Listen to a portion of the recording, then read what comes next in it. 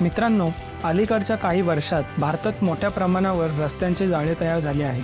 सध्या रोड कनेक्टिव्हिटीच्या बाबतीत भारत जगात दुसऱ्या क्रमांकाचा देश आहे। देशाच्या पायाभूत सुविधांमध्ये प्रगती होत असताना अनेक राष्ट्रीय महामार्ग आणि हाय स्पीड कॉरिडॉर बांधण्यासाठीच्या योजना सुरू आहेत, ज्यामुळे देशातील रस्ते कनेक्टिव्हिटी आणखी वाढेल। लवकरच मुंबई आणि कोलकाता यांच्या दरम्यान एक प्रवेश नियंत्रित एक्सप्रेसवे होण्याची शक्यता आहे। 2028 पर्यंत ही दोन्ही शहरे एक्सप्रेसवेच्या माध्यमातून जोडली जाण्याची शक्यता आहे। असे झाले तर या दोन्ही महत्त्वाच्या शहरांमध्ये लागणारा प्रवासाचा वेळ अत्यंत कमी होणार आहे। मुंबई आणि कोलकाता या दोन शहरांच्या मार्गावरील विविध शहरांना जोडण्यासाठी डिझाइन केलेल्या अनेक आगामी एक्सप्रेसवेद्वारे ही कनेक्टिव्हिटी घडवून आणली जाणार आहे। मुंबई नागपूर समृद्धी द्रुतगती मार्ग, नागपूर भंडारा गोंदिया द्रुतगती मार्ग, रायपूर धनबाद इकॉनॉमिक कॉरिडॉर आणि वाराणसी कोलकाता द्रुतगती मार्ग हे मार्ग या कनेक्टिव्हिटीला हातभार लावणारे प्रमुख एक्सप्रेसवे असणार आहेत। असे असले तरी भंडारा आणि रायपूर दरम्यान कोणताही द्रुतगती मार्ग असणार नाही, त्यामुळे या एक्सप्रेसवेच्या कनेक्टिव्हिटीमध्ये अंतर आहे। मात्र उर्वरित भागांमध्ये अखंड प्रवेश नियंत्रित एक्सप्रेसवे असतील।